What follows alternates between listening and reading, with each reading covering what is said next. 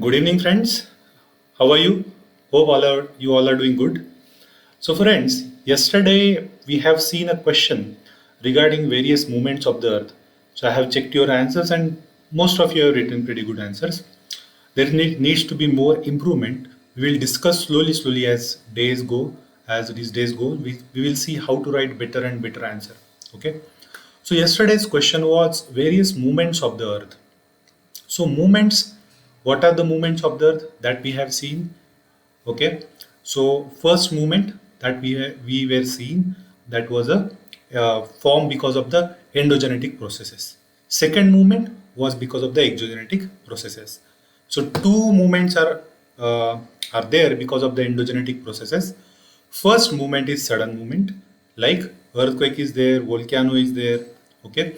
Second is diastrophic movement, like formation of the mountain, formation of the continent, breaking of the mountain, breaking of the continent. These are the diastrophic processes. Okay.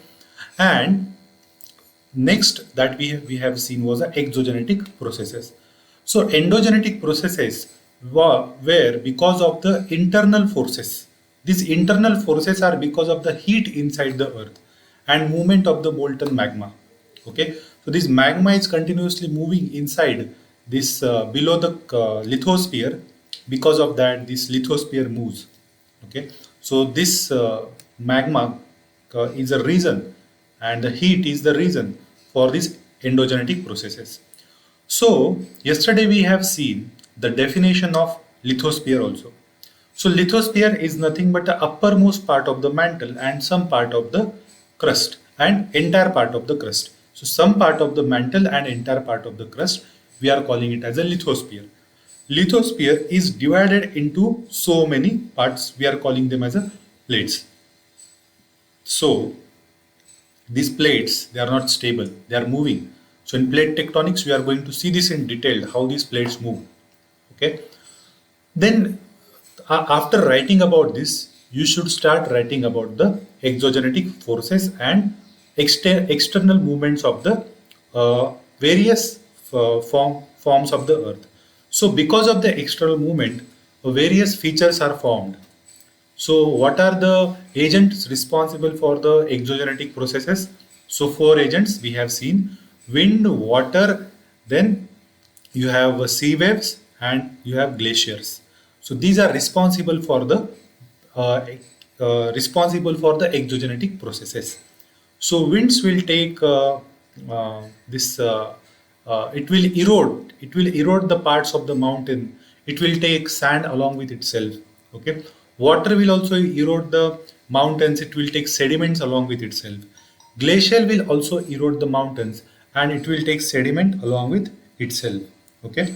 So these are the different agents. Similarly, wave action will also create various landforms, like you have caves, you have stacks, okay, you have arches, you have cliffs. So different platforms or different landforms will be created by the sea waves.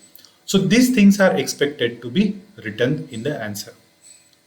So slowly we'll see how you can improve your answer by incorporating more diagrams, by incorporating more flowcharts, by connecting it with the current affairs. Okay. So these are the various ways that you can improve your answer. Okay. So further, if you have any doubt, you can message me regarding that and we'll see further. Okay. So today we are going to see the fourth chapter of your 7th standard NCRT. It is about air. So when we say air, definitely we cannot see it. Okay, until and unless you are a you are at very polluted place like Delhi, you cannot see the air.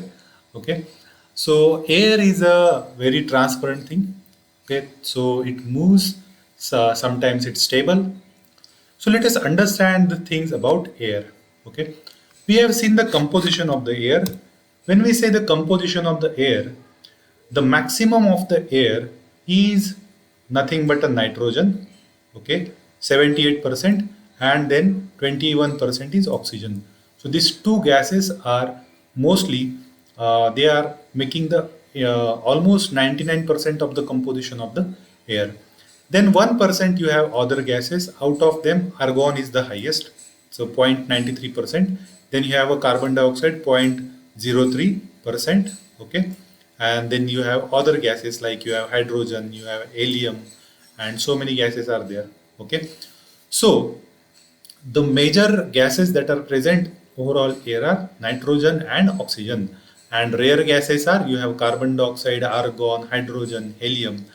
Out of them, hydrogen and helium are the most primitive gases. Remember this. When Earth was recently formed, these were the most primitive gases. Even the stars, they are made up of hydrogen and helium. Okay, sun is mostly made up of hydrogen and helium. Okay, so these are the important gases which are there, and carbon dioxide is and oxygen are very important for the life processes on the surface of the earth. Okay, carbon dioxide, as you know that plants are breathing the carbon dioxide. Carbon dioxide is very important for the plants to prepare their food.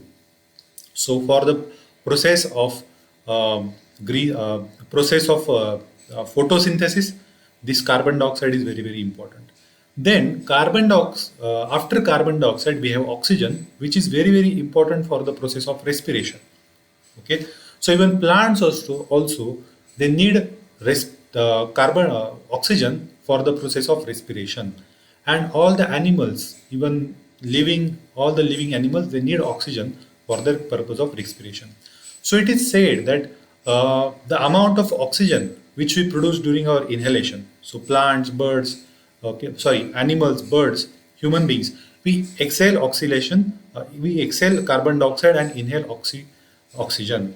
So it is said that the amount of carbon dioxide that we exhale, okay, is almost equal to the amount of carbon dioxide is taken by the plants. Okay, so that is why if you want to reduce the amount of carbon dioxide in the atmosphere, it is very important to plant more and more trees so they can inhale the carbon dioxide. Okay, and carbon dioxide, as you know, it is a greenhouse gas. So greenhouse gas, what do you mean by greenhouse gas? So greenhouse is a concept in the agriculture.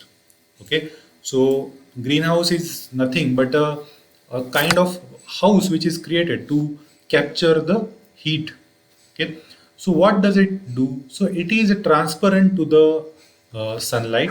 Okay, okay, it is a transparent to the, let us say, shortwave radiations or sunlight, but it is this heat or waves which are being trapped in that greenhouse, they cannot escape further out.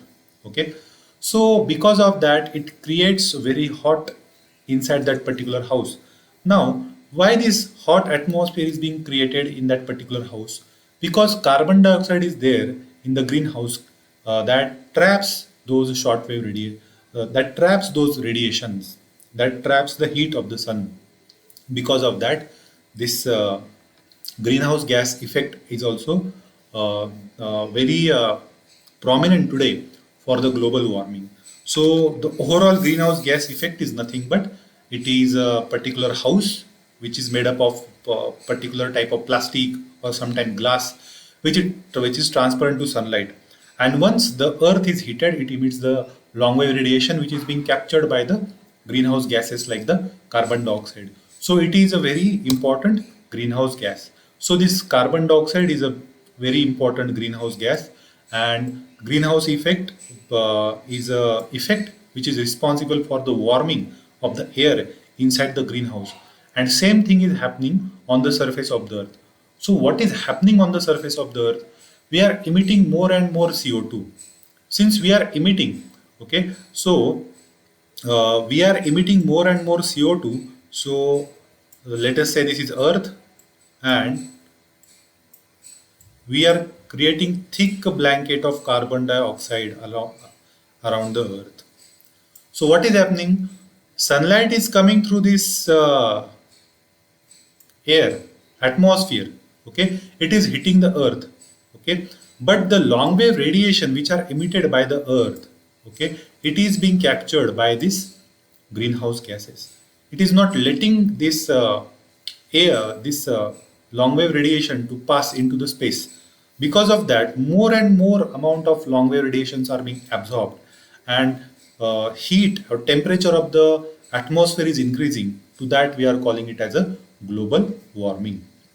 So this global warming is currently a very worrisome phenomena which is going on. We are going to see this in environment in detailed manner. So carbon dioxide is responsible for the greenhouse gas effect, and it is also responsible for the global warming. Okay. Now let us understand this overall movement of the air. Okay. So guys, air, whenever something is being heated, okay, for example, this is known as convection, the process of convection. You might have learned this in physics. So there are three ways to which heat is being transferred. Okay, so first is conduction. Okay, so conduction happens through metals. Okay, conduction happening through solid objects where atom to atom transfer of heat happens. Second is convection. Convection happens through liquid and gaseous things. So here, layers of the liquid, when they are heated, or layers of the gas, when they are heated, they will rise. And on the top, where it is a very cold liquid or air, that will sink down. So again, that will be heated because of the heat at the base. Like for example, heating of the water or milk. So when this milk will rise, this water will also, once heated, it will rise. This is known as convection. So this thing will go on that this at the bottom, because of the heat, milk is rising. It is coming on the top, and on the top, when the cold milk, which is little heavy, it will go down. Again, it will be heated. It will rise. So this process continuously goes on. This is known as convection. Okay, and third is radiation. So radiation is happening, like currently we are getting heat from the sun because of the radiation. So this is also one of the process for transfer of heat. Okay. So air is also transferring heat through the process of convection. So convection is very important in case of air for the transfer of heat. Okay. So what happens wherever there is a huge amount of sunlight is there, sunlight is falling in this region, so it will heat this region very high. This heating of the land will further heat the air up, and as air becomes hot, it will rise. Once it is rising, as it is going upward, it will cool down. Once it is getting cooled down, it will become heavy and it will sink. So when it is sinking, it will sink nearby area. And now this area is a air deficit area. Okay. So this air, here you will have air surplus area. This area is air surplus area. So this, from air surplus area on the ground, air will travel to air deficit area. Getting it? Okay. So in this way, the overall movement of the air will happen. So this high, we can say higher concentration area from here will have air moving from here to here. Getting it? Okay. So in this way, this movement of the air happens, and this is known as a general circulation. Okay, or air circulation in general. Okay. So guys, this is the way how air is moving in the atmosphere. Now let us understand the structure of the atmosphere. So when we are talking about air and various phenomena of the atmosphere, it is happening only up to limited to particular height. It is not happening all over the, let us say up to like 100, 500, 600 kilometers. Okay. So based upon the various activities happening, and based upon the temperature, based upon the various phenomena happening, we are classifying atmosphere into various levels. Okay. So generally we have classified atmosphere into 5 layers. So which are these layers? From the ground we can say it is a troposphere. Above that you have a stratosphere. Then you have a mesosphere. Then you have a thermosphere. And then after that you have an exosphere. So these are the 5 important layers of the atmosphere. So all the atmosphere related phenomena, they are happening in the troposphere. Troposphere, if you see how much it is only up to 13 kilometers, 1 3. But all the rainfall, cloud formation, tornadoes, cyclone, they are all happening only in the troposphere, only up till 13 kilometers and not above. Okay, so once you reach above 13 kilometers, if, for example, if heavy rain is happening or cyclone has come into your area, but you got a rocket and you just flown away from that your region and reached up to 15 kilometers, then there is no any weather phenomena, there is no cyclone, there is no rainfall, nothing. Getting it? So all the phenomena related to atmosphere, they are happening only up to 13 kilometers. Okay.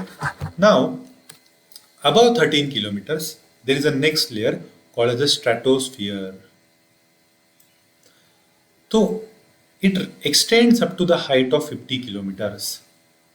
Since this layer of a stratosphere, it does not have any atmospheric phenomena happening, okay, this plays an important role for economic point of view. Why economic point of view? Because our aeroplanes, okay, you know guys, if you have traveled through the aeroplane, many a times you get very jerks in between the aeroplane.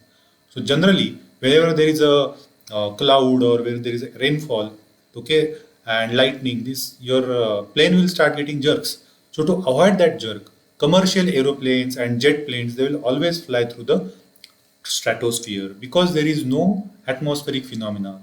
So though below there is a rainfall or cyclone is going on, so aeroplane will fly from the stratosphere where there is no atmospheric phenomena.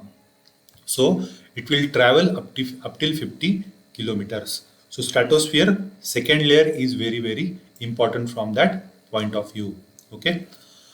So once you cross the stratosphere, next layer is known as a mesosphere. Meso means middle. So now you know that there are five layers. So in between third layer is a middle layer, which we call it as a mesosphere. It will extend up to the height of 80 kilometers. Up till 80 kilometers it will be there. There are no phenomena over here and nothing. But most of the time meteorites or external object which try to enter into the Earth's atmosphere, they get burned out into the mesosphere. Okay. After that, you have a next layer which is known as thermosphere, which extends up to 80 to 400 kilometer, and it is very very important. Okay, for the purpose of radio transmission. Now thermosphere. Okay, thermosphere has air in a, or let us say atoms of the gases. It does not have gases. It has atoms of the gases and free electrons. So that is why it has a soup of gases and free electrons.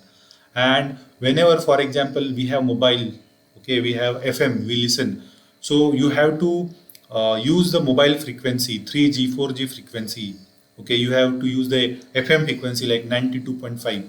So once this frequency are emitted from the radio station, they go into the space and they reflect back because of the thermosphere. If thermosphere would not have been there, there would be very difficult to have a mobile phone connection and listening to the radio, watching the TV.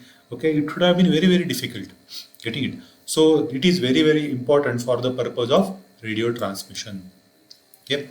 So after that you have a exosphere, or it is a very thin layer.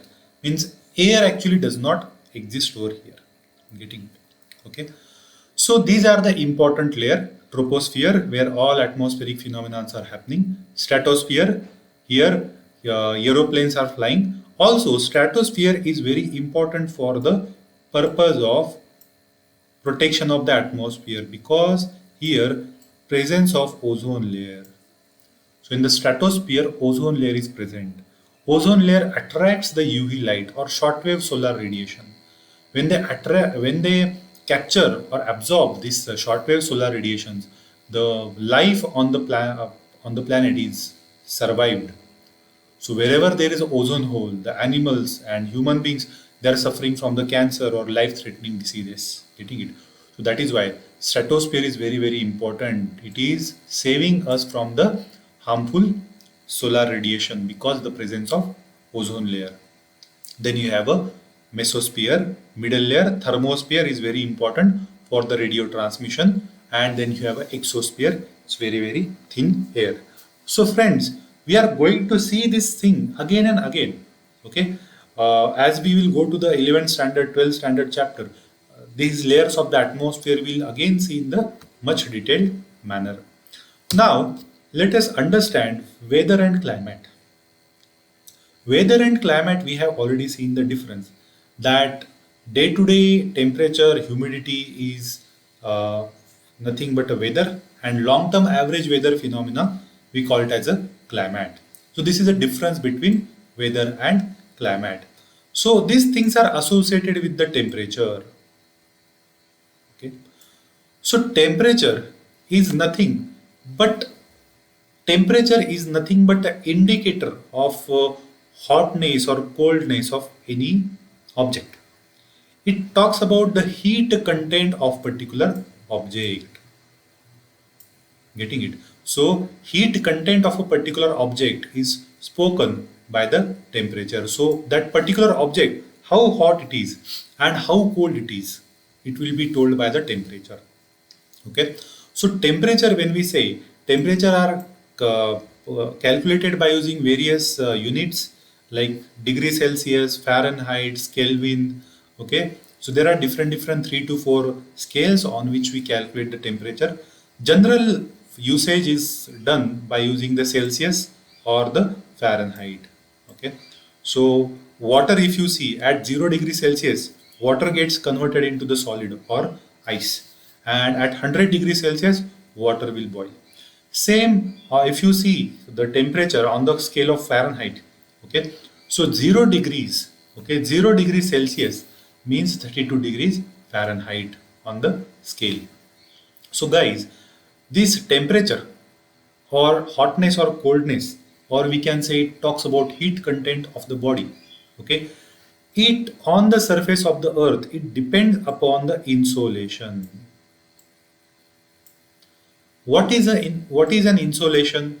Insolation is a short form for incoming solar radiation. So this in is for incoming, and solar is for SO, and this lation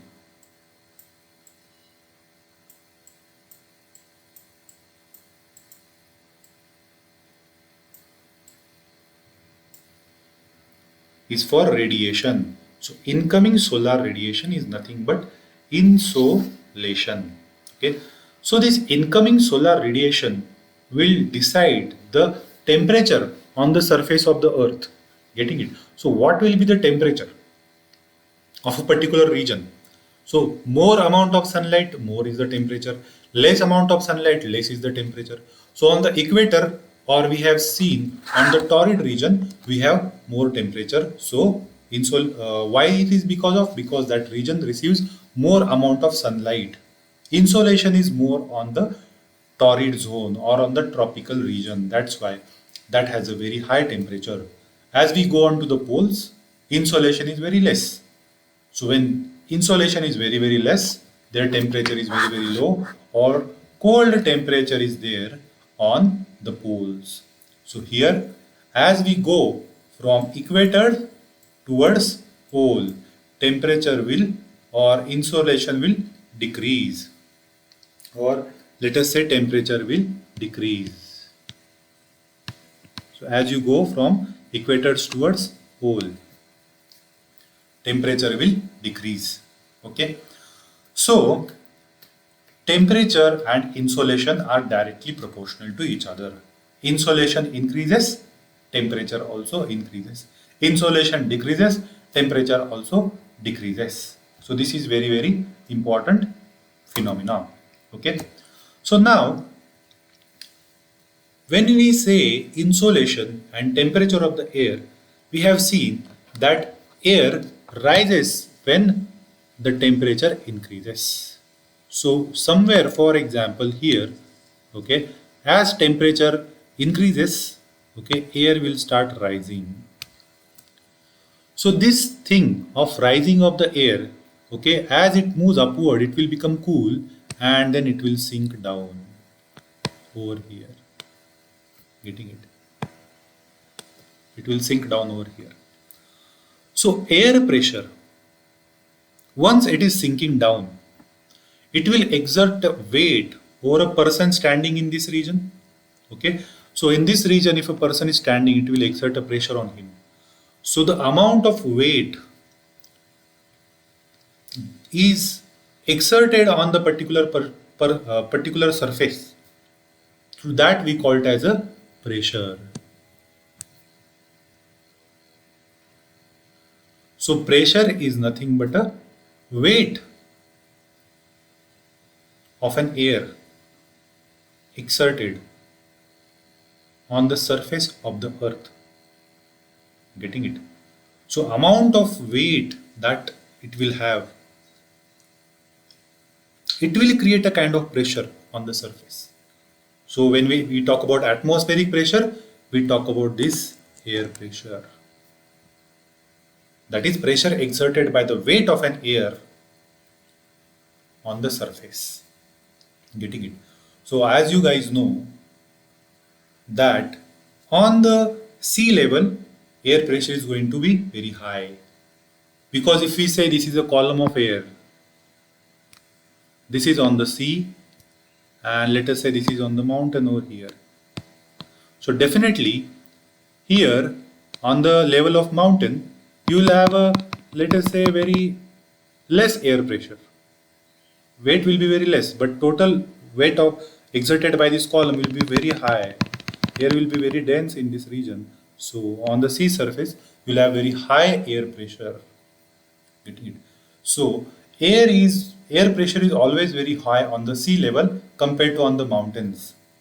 That is why on the mountains you have to use the pressure cookers, because pressure is very low. So your rice will not cook on the top of the mountain very quickly. So if you want to cook your rice very quickly, then you need a pressure cooker. But if you go to the Kanyakumari or let us say Simandra region, there you don't need much pressure cooker. Just on the normal pot, your rice will boil. Getting it? Okay. So air, once you know that here you have an excess amount of air in this region, where this region you have a high pressure. Okay. This region you have a low pressure. So since air is being heated over here and air is rising, there is a less weight in this region, there is a less weight of air on the surface. So pressure exerted will be less in this region. Here weight is very high, weight of the air is very high, so pressure exerted will be very high. So this is known as high pressure zone, this is known as low pressure zone. And air will always move from high pressure to low pressure zone. Getting it? So air always move from high pressure to low pressure zone horizontally. So this horizontal movement of the air from high pressure to low pressure, we will call it as a wind. Getting it? So wind is nothing but a movement of the air from high pressure to low pressure. Now guys, you might be surprised that these winds are blowing, air pressure is there, but our satellite moon, it does not have any atmosphere, it does not have air on the moon. That's why there is no pressure on the moon. Okay, so on the surface of the earth, air is exerting pressure on let us say on my body. So to counter this pressure, our blood inside the vessels, it is also exerting the counter pressure on the outside atmosphere. So that is why it's very stable. Getting it? That's why stably we can live. Air is exerting pressure on my body, and my blood vessels, blood running through the body is also exerting pressure on the air. They are countering each other. Okay, but on the moon there is no air, so it is there. If you go on the moon, it will not exert pressure on your body, but your body's pressure will, your mechanism is remain same. So it, blood vessels and blood, it will exert pressure on the surrounding atmosphere. So blood vessels, they will burst, you will start bleeding. That's why on the moon, a special suit is required to be worn by the astronauts. So if astronauts do not wear this suit, they will bleed on the moon because there is no air. There is no air pressure. So they will start bleeding. Getting it? Okay. So this is very important phenomena. This question can be asked in the exam. Now we have seen that the horizontal movement of the air is nothing but a wind. So when wind blows from the high pressure to the low pressure area, we are calling it as a wind. Air is moving from high pressure to low pressure area, we are calling it as a wind. So winds are different winds are named on the surface of the earth. Like you have a easterlies, you have westerlies, okay? Then you have a trade winds, you have tropical easterlies, you have a polar easterlies. So different names have been given to winds. So these names have been given based on from which direction wind is blowing. So from which direction it is blowing, not the to which direction it is blowing. So from which direction it is blowing. So when air is moving from, let us say, wind is moving from west to east, this wind we will call it as a westerlies. So when wind is moving from west to east, we are calling it as a westerlies. If it is moving from east to west, we will call it as a easterlies.